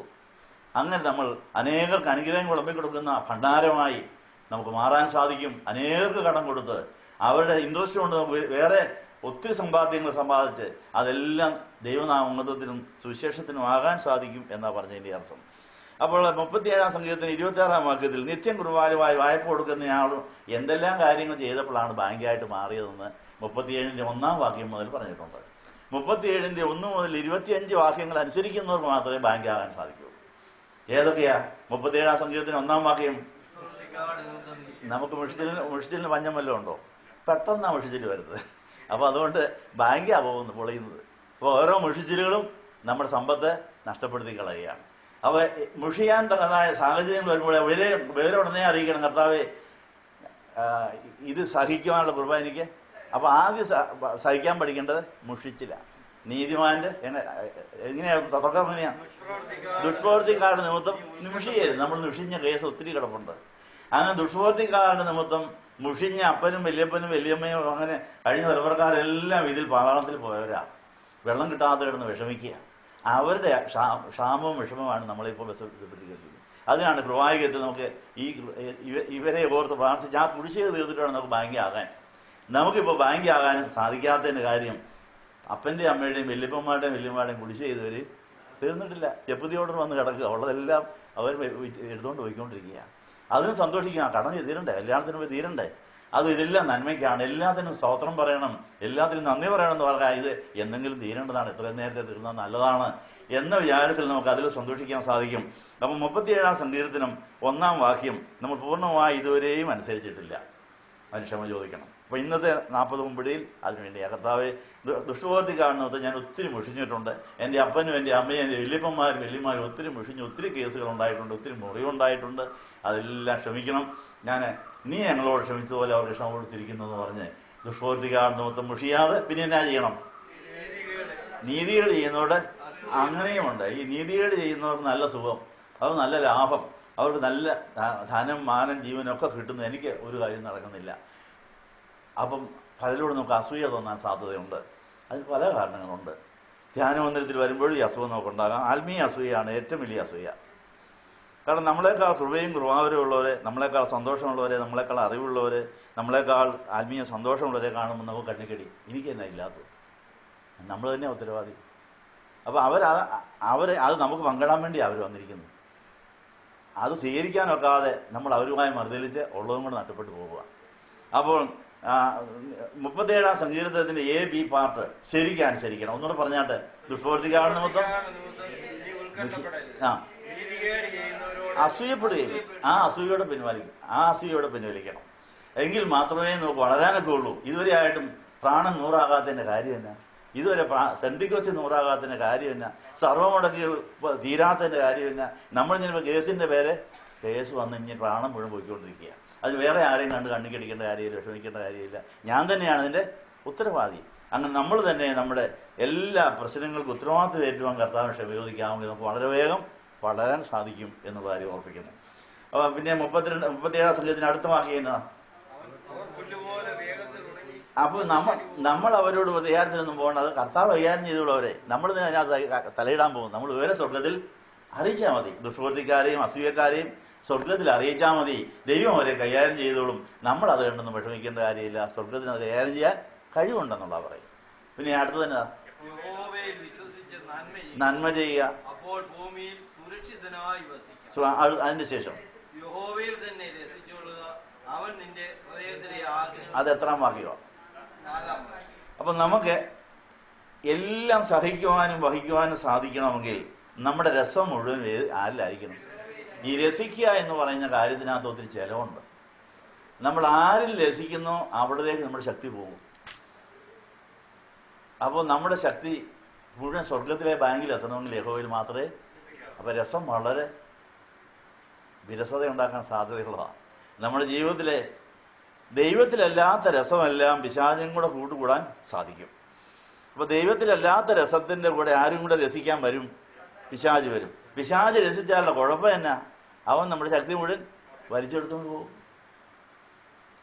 ഒരു പുരുഷൻ ഒരു സ്ത്രീയിൽ രസിക്കാൻ തുടങ്ങിയാൽ സംഭവിക്കുന്ന കുറേ കഴിയുമ്പോൾ ശക്തി മുഴുവൻ അങ്ങോട്ടങ്ങ് പോകും. പിടിച്ചു വെക്കാനൊക്കുകയില്ല. അതതിൻ്റെ കുഴപ്പം. അതുകൊണ്ടാണ് സ്ത്രീ പുരുഷ ബന്ധം പോലെ തന്നെയാണ് ദൈവവുമായിട്ടുള്ള പിശാചുമായിട്ടുള്ള ബന്ധം. അങ്ങനെ. അപ്പം പിശാചുമായിട്ടുള്ള ബന്ധം അവിഹിത വേഴ്ചയാണ്. എന്നെ വിട്ട് പരസംഗം ചെയ്യുന്നവനെ ഞാൻ നശിപ്പിച്ച് കളയും. എവിടെയാ? ഏത് സങ്കീർത്തനത്തിൽ? ഒരു സങ്കീർത്തനത്തിന്റെ അവസാനത്തിലുണ്ട്. അപ്പൊ ദൈവത്തെ കൂടാത്ത രസമെല്ലാം വ്യഭിചാരമാണ്, ആത്മീയമായ വ്യഭിചാരമാണത്. അത് ദൈവം സഹിക്കുകയില്ല. പിശാച ഊറ്റിക്കൊണ്ട് ചോർത്തിക്കൊണ്ട് പോകുന്ന 73-ാം സങ്കീർത്തന അവസാനത്തെ ഭാഗം. 73-ാം സങ്കീർത്തനത്തിന്റെ അവസാനത്തെ ഭാഗത്ത് വരുമ്പോൾ നിന്നെയല്ലാതെ എനിക്കൊന്നും വേണ്ടാന്ന് പറഞ്ഞ് ആ സങ്കീർത്തനക്കാരൻ ദൈവമായിട്ടുള്ള ബന്ധം അങ്ങോട്ട് പുതുക്കി നീ എൻ്റെ കയ്യെ പിടിച്ചിരിക്കുന്നു എന്ന് പറഞ്ഞു കഴിയുമ്പോൾ ഇനിയും ഞാൻ നിന്നെ വിട്ടിട്ട് ഒരു പരിപാടിയില്ല. നമ്മൾ ദൈവത്തെയോ ദൈവം നമ്മളെ വിട്ട് നമ്മൾ അറിയാറുമില്ല. നമ്മുടെ രസത്തിനിടയിൽ അങ്ങ് പൊക്കോളുക. ദൈവത്തെ കൂടാതെ ഒരു രസവും എനിക്ക് വേണ്ട, ദൈവത്തെ കൂടാതെ ആരും എനിക്ക് വേണ്ട, ദൈവത്തെ കൂടെ അല്ലാതെ ഒരു ബന്ധവും വേണ്ട. എത്രാം വാക്യമാണ്? 73-ാം സങ്കീർത്തനം എത്രാം വാക്യം? നിന്നെ വിട്ട് പരസംഗം ചെയ്യുന്നവരെ എത്രാം വാക്യ? 20. അപ്പൊ 71-ന്റെ 27 എന്ന് പറഞ്ഞു തന്നാണ് നമുക്ക് ഒന്നിച്ചെന്ന് പറഞ്ഞു. ഇതാ നിന്നോടാകുന്നിരിക്കുന്നവർ നശിച്ചു പോകും, നിന്നോട് അവിശ്വസ്തരായ എല്ലാവരെയും സംഹരിക്കും. ദൈവം കരുണ ചെയ്ത് സംവദിച്ചില്ല ഇതുവരെ. എന്താ ഇട്ടിരിക്കുക? കർത്താവെ നീ എപ്പോഴാണ് സംവദിക്കുന്നത് എനിക്ക് അറിഞ്ഞുകൂടാ, അതിനു മുമ്പേ നിന്നെ കൂടാതെയുള്ള രസമെല്ലാം എന്നിൽ പിൻവലിക്കുക, നിന്നെ കൂടാതെ ഒരു രസവും എനിക്ക് വേണ്ട. പിശാച് നമ്മളെ രസിപ്പിക്കാൻ വരും. ദൈവത്തെ വിട്ടിട്ട് അവൻ്റെ കൂടെ രസിപ്പിക്കുന്ന എന്തിനാ? അവൻ്റെ കൂടെ പാതാളത്തിലേക്ക് പോകാനാണ്. ഹവ്വായിക്ക് വിലക്കപ്പെട്ട പഴത്തിന് അത് ഭയങ്കര രസം, അത് തിന്നേ അടങ്ങൂ, കിട്ടിയേ അടങ്ങൂ. അപ്പോൾ പിശാച് പാമ്പിലൂടെ കയറി പറിച്ചം കൊടുത്തു. അപ്പോൾ ഒരു രസം കിട്ടി, നല്ല രുചിയൊക്കെയാണ്. പക്ഷേ കുഴപ്പം തന്നെ പറ്റിയത്, പാതാളത്തിലൂടെ പോയി. എത്രയോ ആയിരക്കണക്കിന് വർഷങ്ങൾക്ക് ശേഷമാണ് പിന്നെ പർദീസായി കയറുന്നത്. അങ്ങനെ ഓരോ രസങ്ങളും നമ്മുടെ പ്രാണനെ, ദൈവത്തെ കൂട്ടാത്ത രസങ്ങളെല്ലാം വ്യഭിചാരമാണ്. അതെല്ലാം നമ്മുടെ പ്രാണനെ പാതാളത്തിൽ കളഞ്ഞിട്ടുണ്ട്. അപ്പോൾ നമ്മുടെ പൂർവികരും കൂടെ ദൈവത്തിലല്ലാതെ എവിടെയെല്ലാം ആരിലെല്ലാം രസിച്ചിട്ടുണ്ട്, അവിടെയെല്ലാം നമ്മുടെ പ്രാണൻ കിടപ്പുണ്ട്. അതാണ് ചെതറിച്ച് കളയെന്ന് പറഞ്ഞാൽ നമ്മുടെ പ്രാണൻ ചെതറിക്കിടക്കുക. നമ്മുടെ പ്രാണനെ ചെതറിച്ചതെല്ലാം തിരികെ എടുത്ത് കർത്താവിൻ്റെ ഉള്ളിലെത്തിയാലേ വീണ്ടെടുപ്പ് പൂർത്തിയാകുള്ളൂ. അപ്പോൾ യഹോവയെ കൂടാതെ ആരിലെല്ലാം എവിടെയെല്ലാം രസിച്ചോ അവിടെയെല്ലാം നമ്മുടെ പ്രാണൻ ചെതറിക്കിടപ്പുണ്ട്. ചെതറിക്കിടന്നെല്ലാം കള്ളൻ പെറുക്കിയെടുക്കുന്നുണ്ട്. പിശാചിൻ്റെ പേര് പെറുക്കി എടുത്തിട്ട് അവൻ പോകും. അപ്പോൾ ചെതറി പോകുന്നതെല്ലാം പെറുക്കാൻ ആരുണ്ട്? ദൈവത്തിന് കൊടുത്തിട്ട് ദൈവത്തിൻ്റെ കയ്യിലേക്ക് പോയില്ലെങ്കിൽ ദൈവം കൈ നീട്ടി എടുത്തില്ലേ താഴെ വീഴും. താഴെ വീഴുന്നതും അവന്. അപ്പം ദൈവത്തിന് കൊടുത്തിട്ട് ദൈവം എടുക്കാതെ തള്ളിക്കളയുന്ന അനേകം അനുഗ്രഹങ്ങൾ പിശാചിൻ്റെ കയ്യിലുണ്ട്. അവൻ അതുകൊണ്ട് എത്ര വലിയ സമ്പന്നരായിരിക്കുന്നത്. വലിയ കള്ളന്മാർ മഹാസമ്പന്നരാ. അവിടെ ഗോഡാവണിൽ എന്തെല്ലാം സാധനം ഇരിപ്പുണ്ടെന്നറിയോ? എല്ലാ തരം സാധനങ്ങളും അവിടെ ഗോഡാവണിൽ കാണും. അവനെ പ്രസാദിപ്പിച്ചാൽ അത് പങ്കിടുകയും ചെയ്യും. പക്ഷെ കേസ് വരുമെന്നേ ഉള്ളൂ, കേസ് നമ്മുടെ കയ്യിലായിരിക്കും വരുന്നത്. അപ്പോൾ ദൈവത്തെ കൂടാതെ നമുക്കൊന്നും വേണ്ട. ദൈവം തരുന്നത് മാത്രം മതി, ദൈവം തരുമ്പോൾ മതി, അല്ലാതെ എനിക്കൊന്നും വേണ്ട. പിശാചിൻ്റെ കള്ളച്ചരക്ക് ഒത്തിരി കിടപ്പുണ്ട്, അവനെ ഒന്ന് കുമ്പിട്ടാൽ. അതുകൊണ്ടാണ് കർത്താവിനെ പരീക്ഷിക്കാൻ വന്നപ്പം നിന്റെ വല്യപ്പൻ നീ കൊടുത്തതായതത്, അവനെല്ലാം എനിക്ക് തന്നിട്ടുണ്ട്, ഈ ലോകം കാണുന്നല്ലേ ഇപ്പം എൻ്റെ കയ്യിലാണ്, നീ കൂടെ ഒന്ന് കുമ്പിടാമെങ്കിൽ എൻ്റെ അസിസ്റ്റൻ്റായിട്ട് നമുക്ക് ഒന്നിച്ച് പ്രവർത്തിക്കാം. ഞാൻ ഇവിടുത്തെ രാജാവാണ്, നീ എൻ്റെ കൂടെ നമുക്ക് ഒന്നിച്ച് വേണേൽ പരിപാടി ചെയ്യാം, ഒന്ന് കുമ്പിട്ടാൽ മതി എന്ന്. അങ്ങനെ കുമ്പിട്ടിട്ട് ആരെല്ലാം എന്തെല്ലാം വാങ്ങിച്ചിരിക്കുന്നു. ധനുമാരൻ ജീവനെ കുമ്പിട്ട് വാങ്ങിക്കും. പക്ഷെ കുഴപ്പമില്ല, അവൻ വിടുവോ? കല്യാണത്തിന് നോക്ക് നടക്കുമോ? അന്നേരം അറിയാം വിവരം. അപ്പോൾ പറക്കാൻ നോക്കുമോ? ഒരു പക്ഷിയുടെ കാലിൽ ഒരു കയറ് കെട്ടി അവിടെ കെട്ടിയിട്ടിരിക്കുക. കയറിന് നല്ല നീളം ഉണ്ടെങ്കിൽ അതിലൊക്കെ നടക്കാം. പക്ഷെ ആഞ്ഞൊന്ന് പറങ്ങുമ്പോൾ അറിയാം താഴെ കിടക്കും. അപ്പോൾ എല്ലാവരുടെയും കാലത്ത് യഹോവയിലില്ലാത്ത രസമെല്ലാം നമ്മളെ കെട്ടിയിടാനുള്ള പിശാചിന് അവസരം. അവന് കെട്ടിയിട്ടിരുന്ന കയറ് കുറേ കിടപ്പുണ്ട്, ബന്ധനമുണ്ട്. അപ്പോൾ കർത്താവ് വരുമ്പോൾ പലരും കല്യാണത്തിന് പോകാനായിട്ട് പറക്കും. പക്ഷേ ഈ കയറിൻ്റെ അറ്റം വരെ പറക്കാനൊക്കെ ഉള്ളൂ, താഴോട്ടിന് പോരും. ബുദ്ധിയില്ലാത്ത കന്യന്മാർക്ക് പറക്കാൻ ഒത്തോ? പോയി. അപ്പോൾ എത്രയും വേഗം ബന്ധനങ്ങളെല്ലാം അഴിച്ച് എനിക്ക് എൻ്റെ കർത്താവ് വരുമ്പോൾ പറക്കണം. പറങ്ങുമ്പോൾ ആരും അവകാശം പറയാൻ വരരുത്, ആരും എന്നെ പുറകോട്ട് പിടിക്കരുത്. അതുകൊണ്ടാണ് എല്ലാവരെയും കർത്താവ് പിണക്കി തരുന്നത്. എന്നെ നാവുന്നത് സകലരും നിങ്ങളെ എന്തിനാ ഇനിയല്ലേ കർത്താവിന് കൊണ്ടുപോകാനൊക്കെ ഉള്ളൂ. ആരെങ്കിലും കയറി പിടിച്ചാൽ പോക്ക് നടക്കുമോ? അതുകൊണ്ട് കർത്താവ് വളരെ ബുദ്ധിപൂർവ്വം തനിക്കുള്ളവരെ എല്ലാവരും നടത്തി മാറ്റി വെച്ചേക്കും. എല്ലാവരുമായിട്ടുള്ള ബന്ധം മുറിച്ച് വെച്ചേക്കും. കർത്താവിന് ആവശ്യമുള്ളപ്പം കണക്ഷൻ കൊടുക്കും, അല്ലാത്തപ്പം എല്ലാം മുറിച്ചിട്ടേക്കും. കർത്താവിന് വരുമ്പോൾ എടുത്തുകൊണ്ട് പോകാൻ വേണ്ടിയാണ്. കണ്ണടച്ച് തുറക്കുന്ന ഈ പരിപാടി നടക്കുകയും ചെയ്യും. ഈ ഒരു പ്രത്യാശയോടെ നമ്മൾ എല്ലാം സഹിക്കാൻ പഠിക്കണം. 37-ാം സങ്കീർത്തനം 3-ാം വാക്യത്തിലാണ് യഹോവയിൽ തന്നെ രസിച്ചോ നിന്റെ ആഗ്രഹങ്ങളൊക്കെ അവൻ. അപ്പോൾ യഹോവയിൽ രസിക്കുമ്പോൾ നമ്മുടെ ആവശ്യം ആരുടെ ആവശ്യമായി തീരും? കർത്താവിൻ്റെ ആവശ്യമായി തീരും. കർത്താവിന് ആവശ്യമായിട്ട് വരുമ്പോൾ എൻ്റെ കാര്യം നടന്നാൽ മതി. എനിക്കായിട്ട് ഒന്നും നടക്കാൻ എനിക്ക് വേണ്ടത് എൻ്റെ യേശുവിനെയാണ്. എനിക്ക് എൻ്റെ കർത്താവിനെ മാത്രം മതി. അവൻ എനിക്ക് തരുന്നത് മതി, തരുമ്പോൾ മതി, തരുന്നിടത്തോളം മതി. എനിക്ക് ആരെല്ലാം എന്നാക്കെ കാണിച്ചാലും ഞാൻ എങ്ങോട്ടും നോക്കാതെ അവങ്കിലേക്ക് ഞാൻ നോക്കും. അവങ്കിലേക്ക് നോക്കി പ്രകാശിതരായി അവൻ്റെ പ്രകാശം എന്നിൽ പ്രതിഫലിക്കണമെന്നുള്ള ആഗ്രഹം വേണം. അപ്പോൾ 37-ാം സങ്കീർത്തനം 4-ാം വാക്യം എന്നാ പറയുന്നത്? യഹോവയിൽ തന്നെ രസിച്ചുകൊള്ളുക, അവൻ നിന്റെ ഹൃദയത്തിലെ ആഗ്രഹം. അപ്പോൾ ഏതെങ്കിലും ആഗ്രഹം ഇതുവരെ സാധിച്ചില്ലെങ്കിൽ എൻ്റെ അർത്ഥം എന്നാ? യഹോവയിൽ തന്നെ ഇതുവരെയും രസിച്ചിട്ടില്ലെന്നാ. അത് ഏറ്റവും പറഞ്ഞ് ഉപസാരിക്കണം. കർത്താവ് ഇന്ന കാര്യത്തിൽ ഞാൻ രസിച്ചത് നീയും കണ്ടു, പിശാചും കണ്ടു. പിശാച് ഉടനെ തന്നെ തൊണ്ടി സഹിതം കേസം കൊടുക്കുക. അവളുടെ എനർജി എൻ്റെ കയ്യിലുണ്ട്, അവളുടെ ശക്തി എൻ്റെ കയ്യിലാണ്, ഞാൻ അവളെ വിടുകയില്ല, അവനെ വിടുകയില്ല എന്ന് പറഞ്ഞാൽ നീ പറഞ്ഞ നീ കൊണ്ടുപോകാൻ പറയും.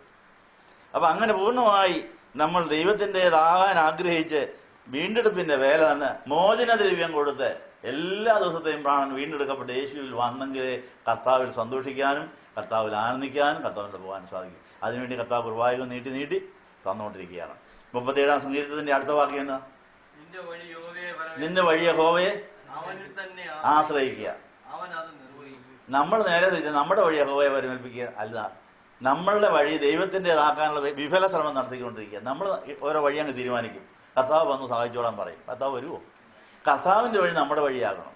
നമ്മുടെ വഴിയും കർത്താവിൻ്റെ വഴിയും തമ്മിൽ ആകാശവും ഭൂമിയും പോലെ അകലമുണ്ടെന്നാണ് ഇവിടെ എഴുതിയിരിക്കുന്നത്. യെശയ്യാ 55 അതുകൊണ്ടാണ് ഒന്നും എത്തിവിടാത്തത്. അതുകൊണ്ട് നമ്മുടെ വഴിയിൽ നിന്ന് കർത്താവിൻ്റെ വഴിയിലേക്ക് മടങ്ങി വരണം. അതിനാ കുരിയലായുസം ചൊല്ലുന്നത്. കുരിയലായുസം ചൊല്ലുന്നവർ സ്വന്തം വഴി ഉപേക്ഷിച്ച് കർത്താവിൻ്റെ വഴിയിലേക്ക് വരുമ്പോൾ ദൈവത്തിൻ്റെ കരുണ കൊണ്ട് കാര്യങ്ങൾ സാധിക്കുമെന്നാണ് പറയുന്നത്. അതുകൊണ്ട് കുരിയലായുസം ചൊല്ലി കുമ്പിടുന്നത്, കർത്താവ് എൻ്റെ വഴി ഞാൻ ഉപേക്ഷിച്ചിരിക്കുന്നു, നിന്റെ വഴി എനിക്ക് മതി, നീ പറയുന്ന എനിക്ക് മതി, നീ പറയും മതി, അത് നീ മാത്രം മതി എന്ന് പറഞ്ഞാൽ ആ പ്രതിഷ്ഠ പുതുക്കുമ്പോൾ നമ്മൾ ആ ദൈവത്തിൻ്റെ പാതയിൽ നീതിയുടെ അനുഭവത്തിൽ എത്തിച്ചേർന്നു. അടുത്ത വാക്യം ഏതാണ്? അവൻ നിന്റെ നീതി പ്രഭാതം പോലെയും നിന്റെ ന്യായം മധ്യാഹ്നം പോലെയും പ്രകാശിപ്പിക്കും. യഹോവയുടെ മുമ്പാകെ ക്ഷമാപൂർവം അവനായി കാത്തിരിക്കുക. കാര്യസാധ്യം പ്രാപിക്കുന്നവനെയും ദുരുപായം പ്രയോഗിക്കുന്നതിനെ കുറിച്ച് നീ മുഷിയരുത്. ആ മുഷിച്ചിലും പിൻവലിക്കണം. പിന്നെ എത്ര മുഷിച്ചിലുണ്ടെന്നുള്ളത് കണ്ടു. കോപം ഉപേക്ഷിക്കുക, മുഷിഞ്ഞു പോകരുത്. അങ്ങനെ ഒത്തിരി ദോഷങ്ങൾ നമുക്ക് സംഭവിച്ചിട്ടുണ്ട്. ആ ദോഷം എല്ലാം മാറിയെങ്കിലേ നമുക്ക് കർത്താവിൽ രസിക്കാനൊക്കെ ഉള്ളൂ. പിന്നെ അടുത്തത്,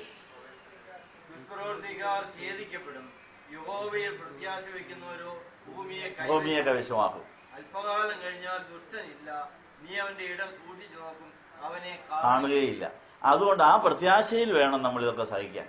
ഇതെല്ലാം നമ്മുടെ കല്യാണത്തിന് മുമ്പ്, കർത്താവിൻ്റെ കല്യാണത്തിന് മുമ്പ് നമ്മളെ കൊണ്ട് യേശുവിൻ്റെ വചനം അനുസരിക്കുന്നവരാണെന്ന് തെളിയിക്ക്. യേശുവിനെ പോലെ നമ്മളാകുന്നു, യേശുവിൻ്റെ അതേ സ്വഭാവമുണ്ട്, യേശുവിനോട് പൊരുത്തമുണ്ടെന്നുള്ള റെക്കോർഡ് ഉണ്ടാകാൻ വേണ്ടിയാണ്. നമ്മൾ മനുഷ്യർക്കുള്ളാവുന്നവരും ദൈവത്തെ പ്രസാദിപ്പിക്കുകയുമാണെന്ന് തെളിയിച്ചിട്ട് കർത്താവിൻ്റെ കല്യാണം ഭംഗിയായിട്ട് നടത്തണം. ആ 1000 കൊല്ലത്തെ മധുവിധ ആഘോഷത്തിനിടയിൽ ആരും ഒരു പരിഭവം പറയാനിടയാകരുത്. എല്ലാവരും ഒന്ന് അഭിനന്ദിക്കണം. കൊള്ളാം, നീ ഇത്രയും നാളും ക്ഷമയോടെ സഹിച്ചിരുന്ന് നിനക്ക് പറ്റിയ ഒരുത്തിയാണ് കിട്ടിയിരിക്കുന്നത്, നന്നായിരിക്കുന്നു, കൊള്ളാം, ബെസ്റ്റ് എന്നൊക്കെ പറഞ്ഞ് പ്രവാചകന്മാരും മാലാഖമാരും വന്ന് കർത്താവിനെ അഭിനന്ദിക്കണം, സ്തുതിക്കണം. അതിന് നമ്മൾ ഇടയാക്കണമെന്ന കാര്യം പറഞ്ഞുകൊണ്ട് ഇന്നത്തെ ധ്യാനം ഇവിടെ സമാഹരിക്കുക. 10 മണിയായി, നമുക്ക് പ്രാർത്ഥിക്കാം. നിന്റെ ഗീതം പോലെ നിത്യം നാടണമേ,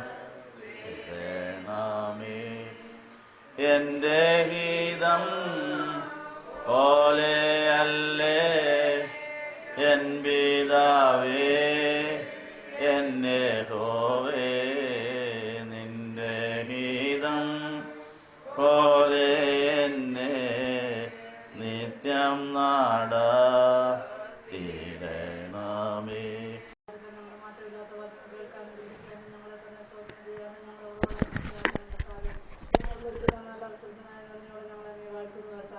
പൂർണ്ണമായി ഞങ്ങളുടെ കരങ്ങളിൽ ഞങ്ങളെ സമർപ്പിക്കുന്നു കർത്താവേ. ഇന്നത്തെ വചനപ്രകാരം കർത്താവിന്റെ സന്നിധി നിൽക്കാനോ ഇരിക്കാനുള്ള യോഗ്യതയോ അർഹതയോ ഞങ്ങൾക്ക് ഇല്ലാന്ന് ഞങ്ങൾ സമ്മതിക്കുന്നു. കർത്താവേ, മണവാളന്റെ അതേ ആരോഗ്യം മണവാട്ടിന് വേണമെന്ന് ഞങ്ങളെ പഠിപ്പിച്ചു.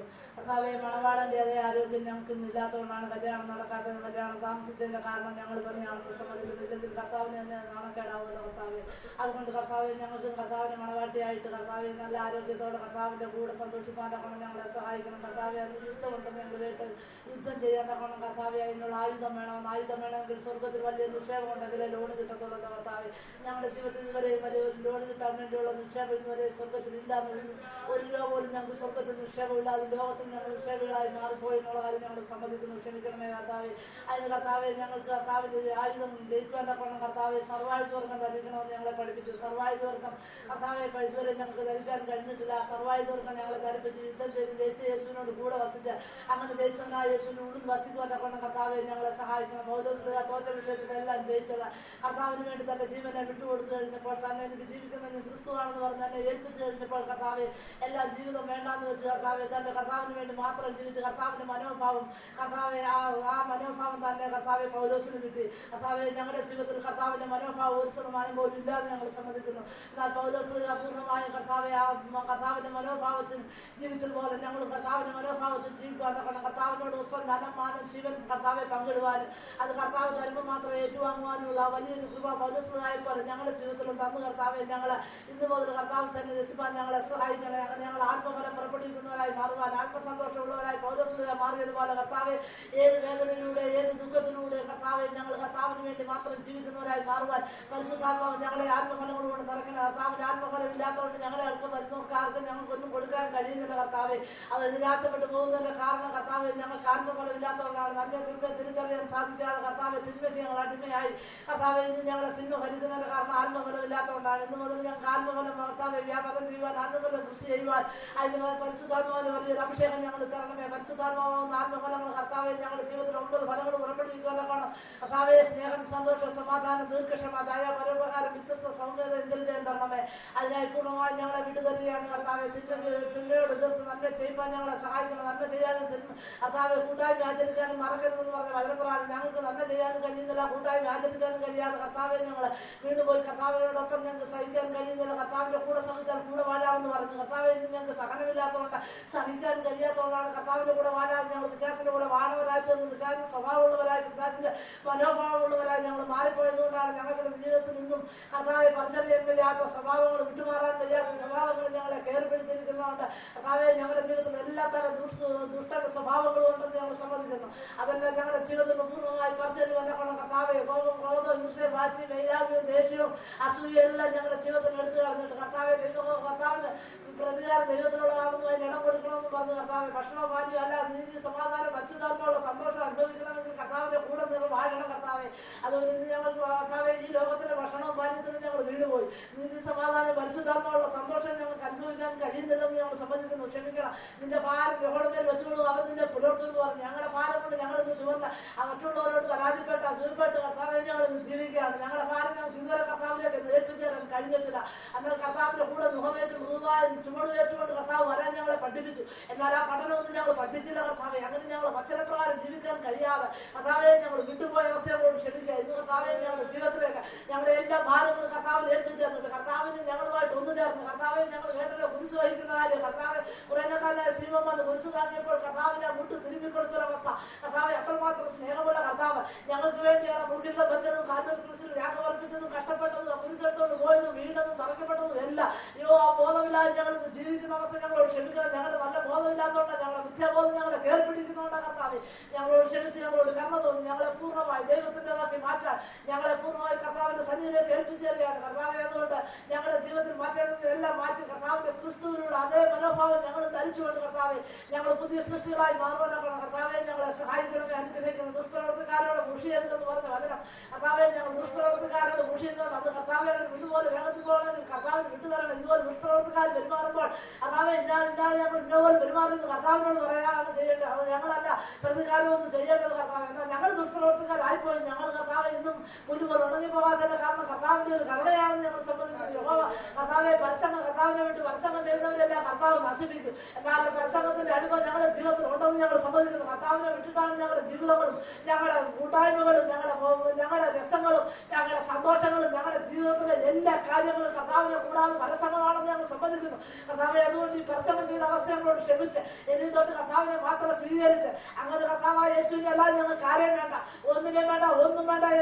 യേശുവിനെ മാത്രം ഞങ്ങൾക്ക് മതി. യേശു തരുന്നതും തരുന്നോടത്തോളൂ തരുന്നതും തരുന്ന സമയത്ത് മതി കർത്താവെ. അതിനായി ഞങ്ങളെ പൂർണ്ണമായി ഏൽപ്പിക്കട്ടെ. അതുകൊണ്ട് ഞങ്ങൾ ദുഷ്പ്രവർത്തക്കാരോട് മുഷിയാതെ നീതികൾ പ്രവർത്തിക്കുന്നവരാണ് അസൂയപ്പെടാതെ കർത്താവെ ഞങ്ങൾ കർത്താവ് തന്നെ രസിക്കുമ്പോൾ ഞാൻ ആഗ്രഹം സാധിച്ചാൽ ഇന്ന് ഞങ്ങൾ ആഗ്രഹം സാധിക്കാത്തതുകൊണ്ട് ഞങ്ങൾ പലപ്പോഴും പരാതി പിറുമുറുപ്പിന് ഞങ്ങൾ വീണു പോകുന്ന അവസ്ഥ അത് കർത്താവെ കാരണം ഞങ്ങളുടെ കർത്താവ് തന്നെ രസിക്കാത്തതാണെന്ന് ഞങ്ങൾ സമ്മതിക്കുന്നു. കർത്താവ് തന്നെ രസിച്ച് കർത്താവ് തന്നെ സന്തോഷിച്ച് ഞങ്ങളുടെ ജീവിതം മുഴുവനും കർത്താവിന് വേണ്ടി മാറ്റിവെച്ച് കർത്താവ് പറയുന്ന വചനം അതേപടി അനുസരിച്ച് കർത്താവെ ഞങ്ങൾ കൽപ്പന ലഭിച്ച് പ്രമാണിക്കുന്നവരായി കർത്താവിലേക്കുള്ള വഴി ഞങ്ങളുടെ വഴി ഒന്നായി തീരുവാൻ നിന്റെ വിചാരമുള്ള എന്റെ വിചാരം നിന്റെ വഴിയല്ല എന്റെ വഴി എന്ന് പറഞ്ഞ് ഞങ്ങളുടെ വഴി ആ ദൈവത്തിന്റെ വഴി ആകാശവും ഭൂമിയുമ്പോൾ വ്യത്യാസമുള്ള ഞങ്ങളുടെ വഴി ഇതുവരെ ഞങ്ങൾ കർത്താവിനെ പരമേൽപ്പിച്ചിട്ടില്ല. വിശ്വാസം ഞങ്ങളെ ഭരിക്കുന്നതുകൊണ്ടാണ് കർത്താവെ. അതുകൊണ്ട് ഞങ്ങളുടെ വഴി ഇതാ ഞങ്ങൾ കർത്താവിനെ പരമേൽപ്പിക്കുന്നു. അങ്ങനെ കർത്താവ് തന്നെ ആ വഴിയിലൂടെ ഞങ്ങളെ നടത്തി കർത്താവ് ആഗ്രഹിക്കുന്ന വിധത്തിൽ ഞങ്ങൾ ആത്മഫലങ്ങൾ പുറപ്പെടുവിക്കുക. നല്ല വളപാടങ്ങളൊപ്പം വളവാട്ടി വേണ്ടിയായി കർത്താവ് സഹിച്ചതൊക്കെ സഹിച്ച് സന്തോഷം അനുഭവപ്പെട്ട കർത്താവ് എന്തൊക്കെ സഹിച്ചോ അതൊക്കെ ഞങ്ങൾക്ക് വേണം. കർത്താവായിട്ട് നിന്ന് പരിഹാസവും ദുഷിയും വേദനയും രോഗവും എല്ലാം കർത്താവെ അങ്ങനത്തൊക്കെ സഹിച്ചോ അതെല്ലാം ഞങ്ങൾക്ക് വേണം. സന്തോഷത്തോടെ സഹിച്ച് ആനന്ദത്തോടെ ദൈവത്തോട് കൂടെ വാഴുവാൻ പരിശുദ്ധാത്മാവിന്റെ വലിയ അഭിഷേകം ഞങ്ങൾ നിറയുവാൻ ജയിച്ചവരോടൊപ്പം ജയിച്ച് കർത്താവിന്റെ കൂടെ വാഴാൻ പരിശുദ്ധാത്മാവെ ഞങ്ങളെ അഭിഷേകം ചെയ്യണമേ. പൂർണ്ണമായ ഞങ്ങളുടെ കരങ്ങൾ ഞങ്ങളെ സമർപ്പിക്കുന്നു. ഇന്നത്തെ വചന പ്രകാരം ഞങ്ങളുടെ ജീവിതത്തിൽ നിന്ന് രൂപാന്തരപ്പെടുത്തണമേ. നല്ല മനസ്സാത്രം ഞങ്ങൾക്ക് തരണമേ. നല്ല മനസാക്ഷി തരണമേ. ക്രിസ്തുവിലുള്ള ആ അതേ മനോഭാവം ഞങ്ങൾക്ക് തരണേ കർത്താവെ. ക്രിസ്തു തന്നെ രസിപ്പാനിടയാകണേ. എല്ലാ രസത്തോടും ഞങ്ങൾ ഇവിടെ പറയുന്നു. ഈ ലോകത്തുള്ളതിനെ പൂർണ്ണമായി ഞങ്ങൾ ഉപേക്ഷിക്കുന്നു. കർത്താവെ ആത്മാക്കളെ പുറപ്പെടുവിക്കുവാൻ സ്വർഗത്തിലെ എല്ലാ കിളിവാതിലും തുറന്ന് അനുഗ്രഹങ്ങൾ പോരായിരോളം കർത്താവെ ഞങ്ങൾക്ക് തന്ന ഞങ്ങളെ പൂർണ്ണമായി രൂപാന്തരപ്പെടുത്തണമേ. ഞങ്ങളെ പൂർണ്ണമായി മനസ്സാന്തരപ്പെടുത്തണമേ. നല്ല ആഗ്രഹങ്ങൾ സാധിക്കുവാനെ കൊണ്ട് ദൈവത്തിലേക്ക് ഞങ്ങളെ പൂർണ്ണമായി വിട്ടു തരുന്നു. അതുകൊണ്ട് ഞങ്ങളുടെ ആഗ്രഹമൊന്നും ലോകത്ത് സാധിച്ചല്ല. കർത്താവിന്റെ ഇഷ്ടമേ ഞങ്ങൾ നടക്കാവുന്നത്. ദൈവം ഇഷ്ടമല്ലാത്തല്ല ഞങ്ങളുടെ ജീവിതത്തിൽ എടുത്തു കളയണമെന്ന് പ്രാർത്ഥിക്കുന്നു. പൂർണ്ണമായി ഞങ്ങൾ ഏൽപ്പിക്കുന്നു. ഇന്ന് കേട്ട വചന പ്രകാരം കർത്താവിന്റെ സന്നിധി ഞങ്ങളെ സമർപ്പിക്കുന്നു. അതുകൊണ്ട് കർത്താവെ ഞങ്ങൾക്ക് യേശുവിനെ മതി. യേശുവിന്റെ രാജ്യം കാര്യം വേണ്ട, ഒന്നിനെയും വേണ്ട, ഒന്നും വേണ്ട. യേശുവിനെ മാത്രം മതി. യേശു തരുന്നോടത്തോളം തരുന്ന സമയത്ത് മതി. കർത്താവെ ഇന്ന് ഞങ്ങൾ തിരിച്ചുകൊടുത്ത് വളർത്തി തിരിഞ്ഞോട് ശ്രദ്ധിക്കണം. തന്റെ അംശത്തിലൂടെ ഇന്ന് ചവിട്ടലിനെ ചവിട്ടി മാറ്റിക്കെട്ടലിനെ മാറ്റിക്കെട്ടി സമുദ്രത്ത് വിടലിനെ സമുദ്രത്ത് വിട്ട് പകരം കൊടുക്കലിന് പകരം കൊടുത്ത ഇന്ന് ചെയ്യുന്ന എല്ലാ വേലകൾക്കും നന്ദി പറയുന്നതാണ്. ഞങ്ങൾ എല്ലാവരും ഒരു പ്രാവശ്യം കൂടെ കർത്താവിന്റെ കരങ്ങളിൽ തരുന്നു. കർത്താവിന് വേണ്ടി പൂർണ്ണമായി ഏൽപ്പിച്ചു തരുന്നു. പ്രാർത്ഥന ഘട്ടത്തിനായി സ്തോത്രം. അനുഗ്രഹത്തിനായി നന്ദി കർത്താവെ. തിരുമേനി